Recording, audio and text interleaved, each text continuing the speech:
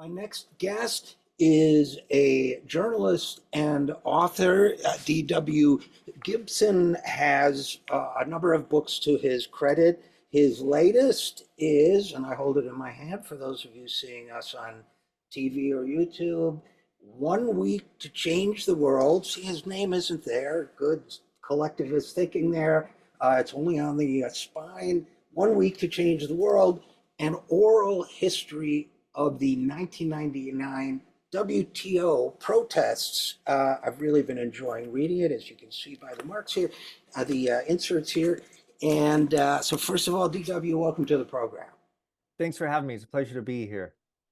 Well, listen, as I say, I've enjoyed reading it. I wanted to read it particularly because I'm of the belief that we need to, as an activist as well as a journalist, which is how I basically think of myself.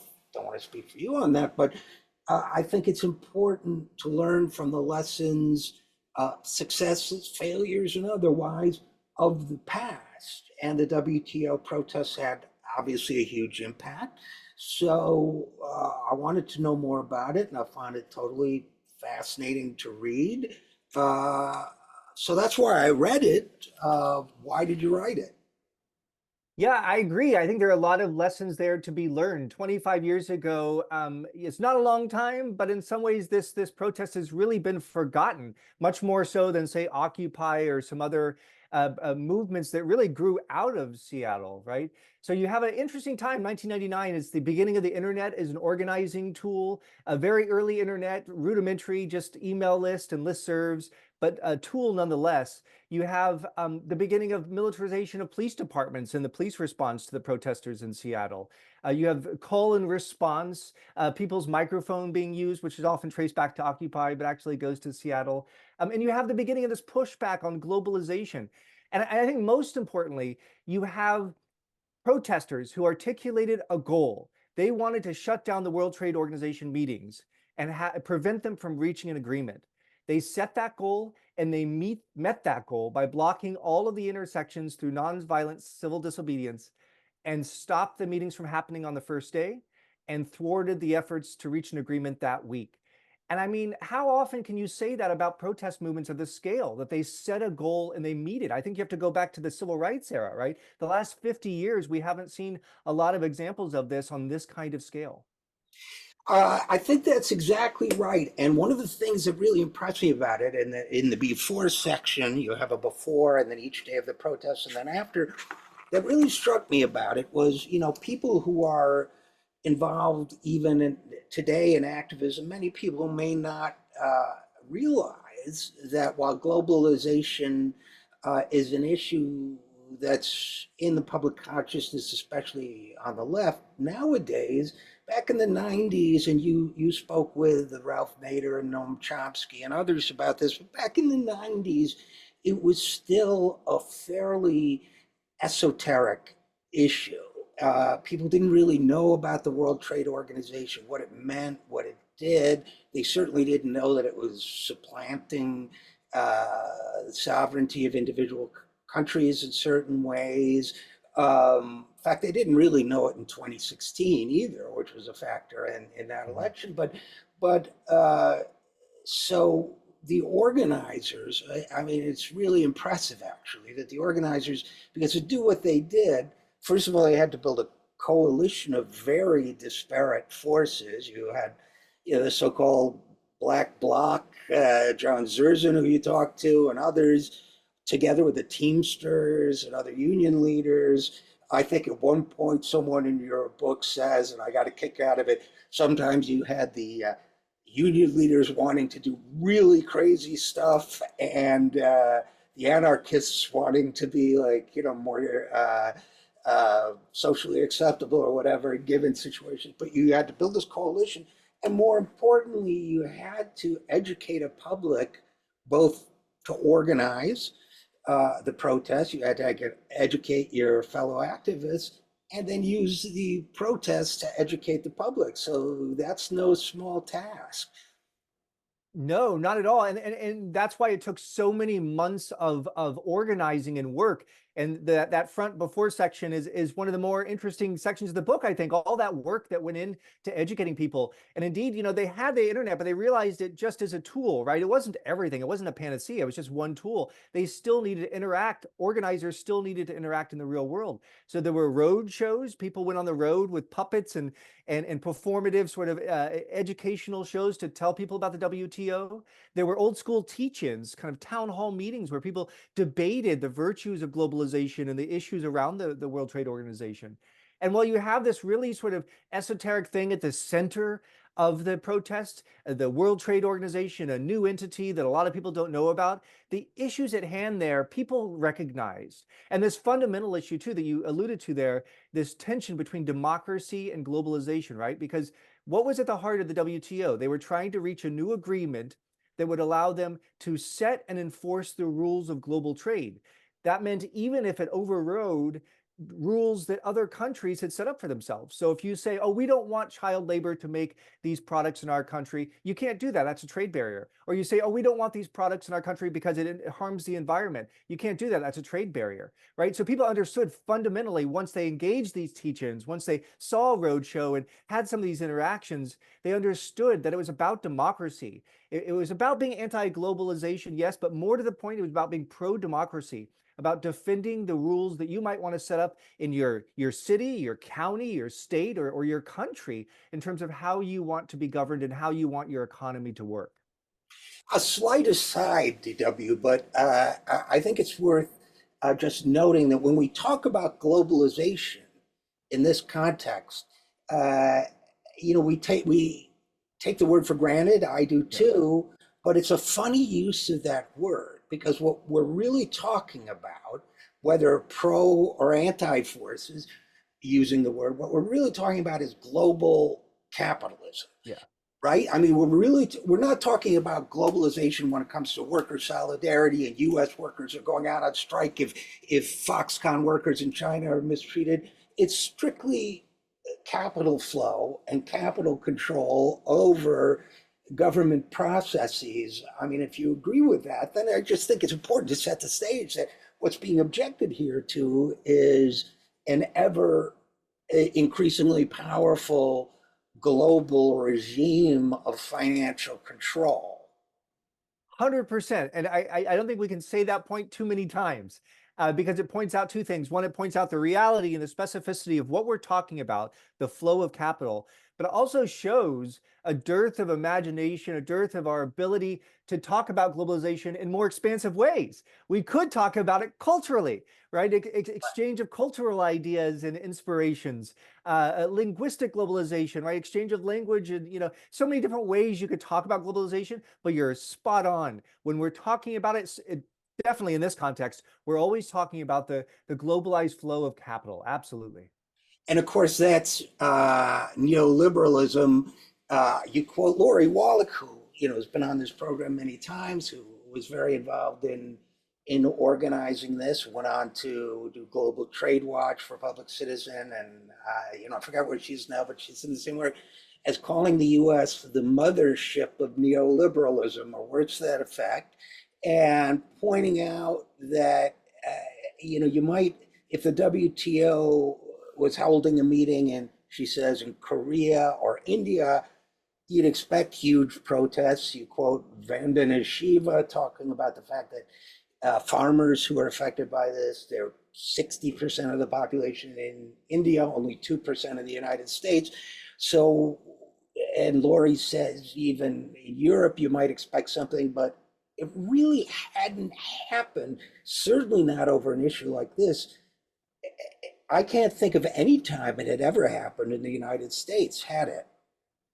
No, no, and that's a really important point because there had been, again, the WTO was just a few years old at that point, but there had already been some pushback on them. And again, the other big international organizations like the World Bank and IMF and so forth, people concerned about debt issues, There had been major movements in other countries, but the American organizers that put a lot of this together, they said again and again in my interviews with them, look, we were taking our cues from the global South. We were taking our cues from the Zapatistas in Mexico, who had already had organized a protest against NAFTA and the WTO. So this was a seminal moment in U.S. context because America had never sort of awakened to these issues. And this was sort of an American awakening to these issues. And it's important to note that not only were the streets of Seattle flooded with union workers and environmentalists and debt relief activists from all around the country, but from all around the world. You referenced Vandana Shiva from India, but there was also José Bouvier, a French farmer who famously took his tractor to a construction site where they were trying to build a McDonald's near his village in France. He came into the U.S., snuck 500 kilos of Roquefort cheese into the U.S. because it was one of these items that was going to be controlled by the WTO, and handed it out for free in front of a McDonald's on the streets of New York. So even sort of you capture that radical farm movement that is a global thing, but also a U.S. thing. There big history there in terms of U.S. farmers being politically active. And you saw a resurgence of that here in Seattle. And of course, in U.S. history, uh, you're probably referring to things like the progressive movement of the 19th century, which is very much agricultural based. Remnants of it can still be found in the Midwest.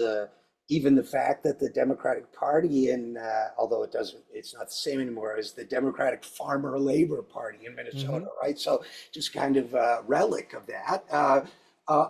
And it's so interesting, this connection with the global farmer movement and other worldwide anti-corporate globalization movements. Something else that I got from your book, DW, that I was not aware of really, but there was the signs of a relationship between uh, the WTO protests and past radical movements. I'm thinking specifically of the Black Panthers. That you have one of the people you quote is who's really smart. I think I'm pronouncing her name right. Yolanda Sinde, maybe, is that right? Yeah. Uh, is that more or less Yeah. correct? Mm-hmm. Who says it talks first of all about, as she points out, organizers are very serious people, talking about the chain of decision making and where the pressure points are. I mean, very much a strategic thinker, but also mentions that she's the daughter of a Black Panther from the height of that Black Panther movement, someone else that was involved in that. And of course, a group like the Panthers was also involved in street level educating and organizing. That the the media stereotype of them is all wrong. They had an economic agenda. They had very sophisticated platforms on a number of issues. So they were all, and they fed children and so Mm-hmm. on, organized schools, health clinics, and so on. So to me, there was, uh, it'll help me place the WTO protests more in a matrix of time and space, if you will, Yeah. time in terms of movements that came before, and now, as you've mentioned, movements that have happened since, and space in terms of the global protests against it. It was very interesting to me, and I don't know if you have anything to add to that, but I was struck by that. Yeah, great points there. And even just going back to what you were talking about in terms of the sort of more radical agricultural movements of the past, you can even go back to the 70s. And Jim Hightower's in the book, and he makes a reference to the tractorcade, where a bunch of farmers drove their tractors to Washington, D.C. to make some protests in the 70s. So even more recent, but yeah, I think forgotten in our current decades here. But yeah, the Black Panther sort of underwaters, if you will, I think is an important point because two things are true about the protests in Seattle that are kind of conflicting points, but they both coexist together. One is that by most observers' account, we can say that the protesters that were there were overwhelmingly white.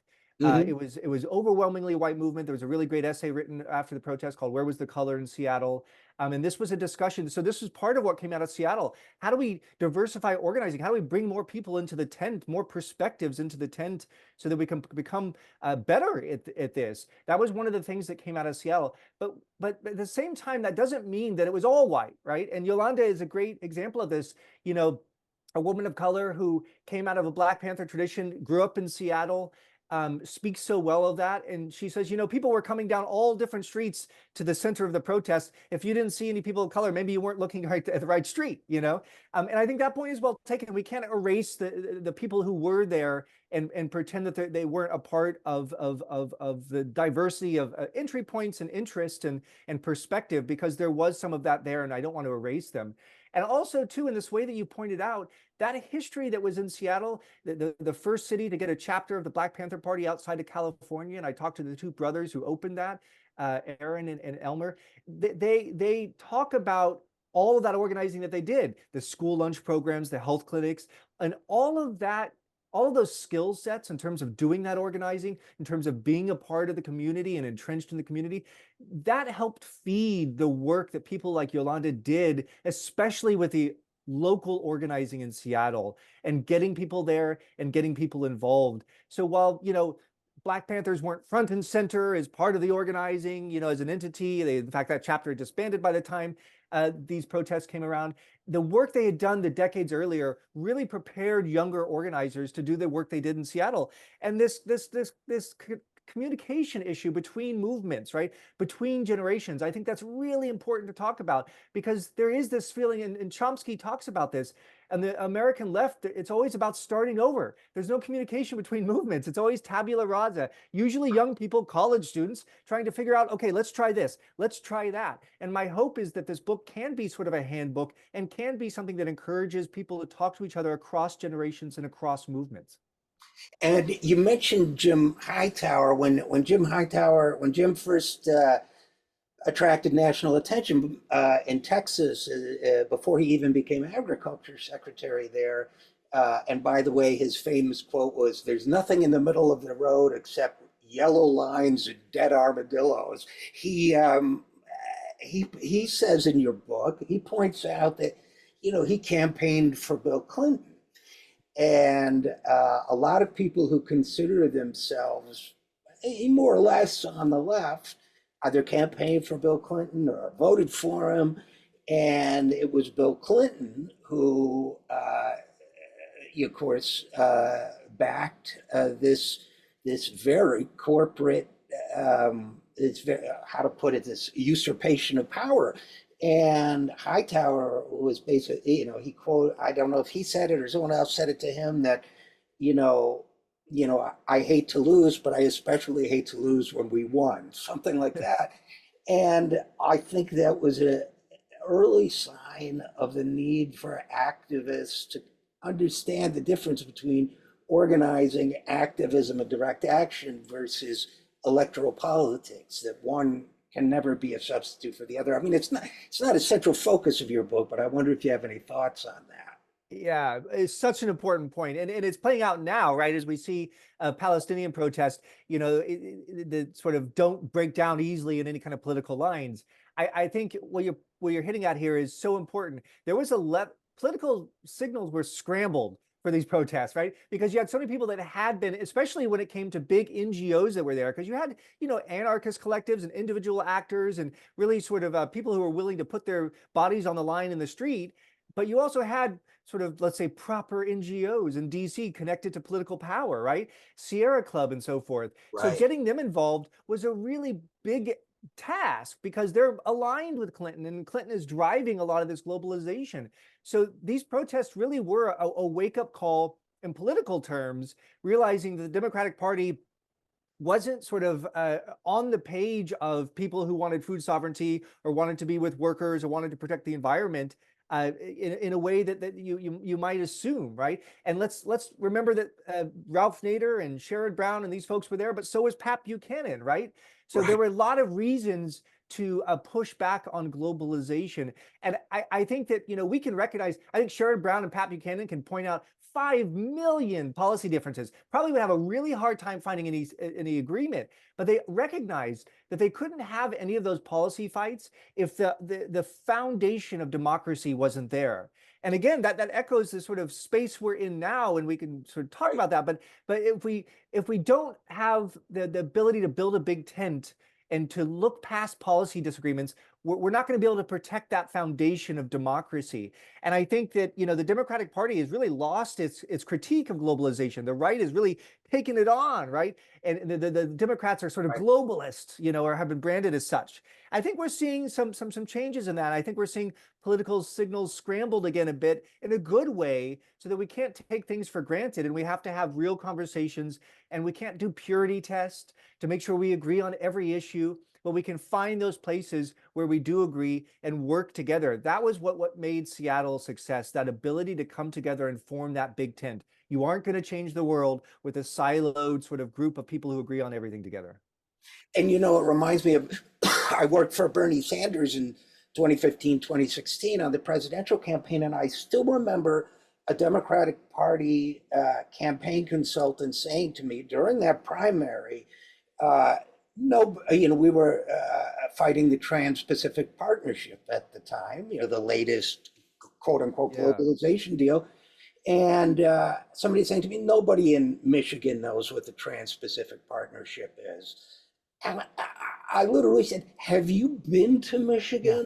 Because there are lawn signs everywhere. Stop the TPP. My hometown, Utica, New York, former, you know, Rust Belt city, they knew what it was for damn sure. So you had this, exactly what you described, this sort of crossing of at least postures between the two parties, which gets me to the sort of liberalism versus activism framing here. One of the passages, one of the moments in your book I remember is Han Shan is one of the organizers, and there is the kind of liberal Han Shan is contrasted with the liberal sort of, I guess, city of Seattle and others position, quote, everybody is going to be heard, but nobody is going to be hurt.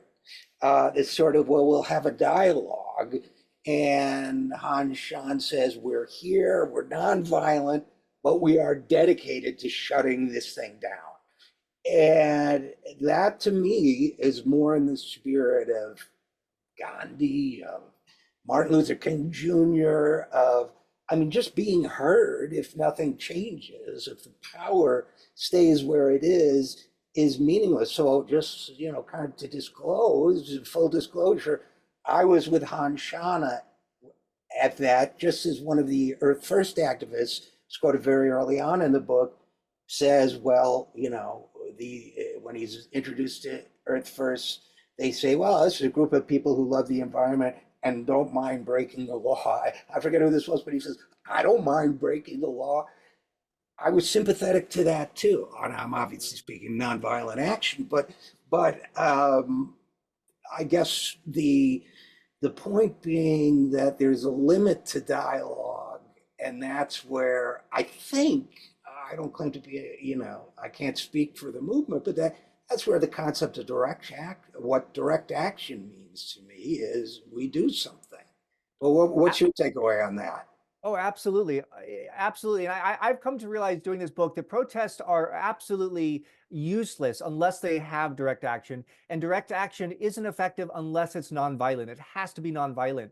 And I think we wrestle with this. I think we really do. We like direct action, nonviolent, civil disobedience when it's in black and white, when it's in the past, when it is Gandhi, all right? When it's MLK, when it's John Lewis walking across a bridge. But when it's right here in front of us on a college campus or on a freeway, we hate it. It's hard to wrestle with when it's real time. I think that's important to acknowledge. And I think in terms of Seattle, what you had, and Lori Wallach makes this point, you had what they call an inside-outside game, right? So you had this nonviolent civil disobedience going on in the streets. That is, they divided up all the intersections that surrounded the convention center where they were having the meetings, and they organized who would block each intersection, and everybody could decide how they wanted to do that as a small, what they called affinity group working together. As long as it was nonviolent, you could decide how you wanted to do it. Some people locked arms, some people wore red noses and tried to make the delegates sort of laugh and engage them as they try to make their way through the streets. Totally different tactics, but just block the intersection, right? So while that's going on the streets, people like Lori Wallach, people like Ralph Nader and Medea Benjamin and others are getting delegate passes, getting into the meetings and trying to affect change in the dialogue in the meetings, trying to say to the African delegation or the Caribbean delegation, hey, do you see what's happening on the streets? They're supporting you. Push back on Europe when they try to set the terms of your agreement. Push back on the US when they try to set terms of agreement. And I think that inside-outside game is what made it happen. The delegates who weren't happy with what was happening within the WTO felt emboldened by the people protesting in the streets. And Lori Wallach said, she admitted, she said, when we went into this thing, I was nervous about all that action on the streets. I didn't think they could shut down the meetings. They kept saying they wanted to shut down the meetings. I didn't think they could do that. Well, they did. And she said, I learned a lesson that day, that week, that nonviolent civil disobedience can in fact work so well with this sort of inside game. And she gave the people who were in the streets all the credit for actually shutting down the meeting on that first day and setting a course for the week that made it possible to thwart the agreement that the WTO wanted to reach. Which is a huge success story. And DW, there was an interesting moment in the book, and maybe you can expand on the context a little bit, but after the protests were over, the and there were false stories about protesters threw Molotov cocktails or whatever. But one of the most peaceful protesters or activists says with some frustration, the people who acted out, and I'm paraphrasing, got all the coverage, and so we didn't get any attention at all. And someone else says, what makes you think you would have gotten attention? Mm-hmm. And that really struck me, that, because I'm always a guy who gets upset, as many of us do. People throw stones or break windows, and I don't endorse that as a mode of persuasion, but I think Starbucks can afford it, but it's not my worry. But as a communication tool, I worry about it. But that moment, that sort of took me up short to say, well, yeah, I mean, there's such a narrow frame or window between being so violent, violence not the right word, maybe, but I guess property anyway, mm-hmm. that you alienate people, versus being so passive that nobody notices you. Yeah. And one of the things that I thought they did actually a pretty good job of, all things considered, is hitting that window whenever they could, of not the Starbucks window, that mm-hmm. window of between not being seen and going overboard. But I wonder what your thoughts are about that. Yeah, again, a really great point to bring up, because I think that this is such an important outcome here. And I think this conversation is ultimately, it's about the media, this conversation. Uh-huh. But what you have in Seattle is you had, as you've alluded to, about 50 people, by most people's account, by law enforcement's estimates, about 50 people that call themselves the Black Bloc. And they went around, smashing windows of Nike and Starbucks and so forth. And that was their form of protest. But the thing is, the 50,000 people that were there didn't do that, right? And they pushed back on that. In fact, they would link arms to protect some of the stores that they were mad at, some of the companies they were mad at, so that the Black Bloc couldn't smash the windows. The next morning, those 50,000 protesters got out brooms and dustpans and cleaned up some of the mess, right? But what does the media talk about, right? They talk about those 50 people that decided to smash windows. They don't talk about the 50,000 people who put their bodies on the line, blocking the streets peacefully, right? So what you do is you shift the conversation from a conversation about globalization and how it's affecting American workers and the environment and debt relief and all these issues and farmers. You move away from that conversation, and suddenly the story is all about 50 kids smashed windows. Oh my gosh, can you believe that happened? So you lose the message, right? So I'm of the opinion, and I understand you do need some heat. You need something to get people's attention, right? But I think 50,000 people in the streets blocking all of the intersections, preventing the WTO from meeting, delaying the president's arrival into the city. He has to arrive in the middle of the night. These are big actions that resulted from 50,000 people peacefully putting their bodies on the line, not 50 people smashing windows. And that's what happened in the short term. When people remember it, you ask, oh, do you remember those protests? Like, oh yeah, didn't they smash some windows or something like that, Right. right? That's That's the exactly thing right. that Yeah. people, and that to me is the heartbreaking thing, because what a sideshow that is. What a sideshow that is. That has nothing to do with what the 50,000 people were there to do and what they accomplished.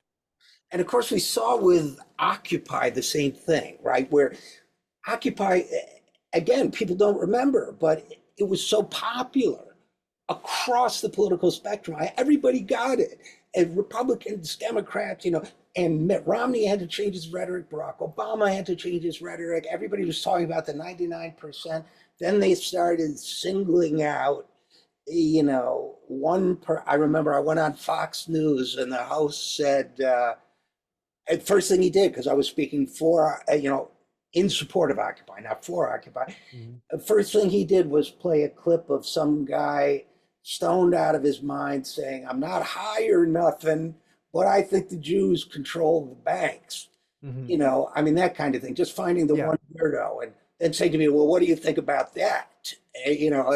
I said, well, in my experience, when someone says I'm not high or nothing, they're high. Mhm. So, I tried to deflect it, but that's what they do. So I guess maybe, I mean, there's so much more we could talk about, including I was touched by the police chief who quits at the end. It's kind of like, okay, this has gotten to military for me, but Mhm. I don't want to be part of an occupation army. That's how I interpreted him. But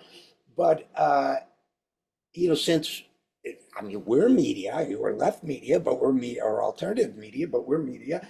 Uh, what do we do going forward? I mean, I guess Black Lives Matter did pretty well for a while on that front, but how do we prepare for the next actions so that a few people throwing rocks don't divert from the message? Because I hope and pray there will be many actions to come.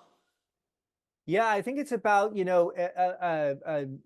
we have to do everything we can on two fronts. One, to nudge journalists who cover these actions to cover them better. I was on a college campus this last spring, and you sure there were flaring moments you could point to with two people sort of shouting at each other, but then you could point to hundreds of people sitting in tents, having discourse, having meals together, listening to music together. So I think it's about encouraging journalists to do a better job. But when they don't, and when they put someone in a position like you were put in there, in the moment, reacting to one person saying one thing, I think it's really about our ability to talk about the whole picture, to say, okay, so that's what that guy said. What did the other 10,000 people who were there say, right? And paint a picture of it, right? And talk to eyewitnesses who can do that, who can help us not only sort of isolate those anecdotal takes that don't really illuminate the bigger picture, and then talk about the bigger picture in a more accurate way. I think we need voices that are there and engaged in the organizing to do that, and to forcefully push back on the bad reporting when it happens, in the moment when it happens. But hey, we're living in the age of misinformation, so that fight's not going to end. There's always going to be saboteurs too, even even if it isn't sort of the organizers you disagree with on tactics. Sometimes it genuinely is saboteurs, right, in there to create a stink. And so we always just have to be diligent and aware of that, and message as best we can. And I think call out media directly in real time, I think, is crucial. And we didn't, speaking of media, we didn't even get to talk about meme warfare. I Uh, know, I know. a sign hanging from the crane. That was a symbol that got projected around the world. So, Yeah.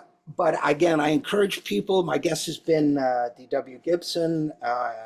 If you're at all interested in activism and what it takes, even if you're not, 1 week to change the world, an oral history of the 1999 WTO protests. D.W. Gibson, thanks for writing it and thanks for coming on the program. Thanks for having me, Richard. It's been a pleasure. We depend on your support here at the Zero Hour, so please give whatever you can at any of the links you see on your screen. Thanks so much.